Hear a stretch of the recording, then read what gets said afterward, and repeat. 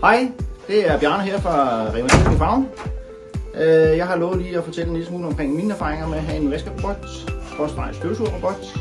Og jeg vil gerne sige, at jeg har ikke forholdt en salgstab for jer. Det er jeres helt eget valg, hvad I vælger for. Jeg får ikke noget ekstra for det. Jeg kan kun sige, at jeg har været super glad for min. Jeg bruger den kun til vask. Mine unge mennesker fejrer butikken om aftenen, og så starter vi robotten om morgenen, når vi kommer. Og indimellem kører den også i løbet af dagen, selvom der er kunder. Er der rigtig mange kunder, så vælger vi ikke at bruge vores robot, og så tager vi lige med en morgenspand. Der blev sagt, at der var en lille smule indkøringsproblemer, eller vi kunne risikere, at der var indkøringsproblemer på den. Det må vi også sige, det var der.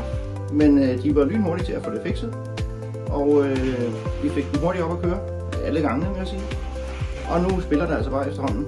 Det tager måske en måned eller halvanden, afhængig af hvor meget der er. Men når man kan komme over det, så synes jeg, at man får et super produkt. Og vi kan bruge vores tid på at fylde meget på og betjene vores kunder i stedet.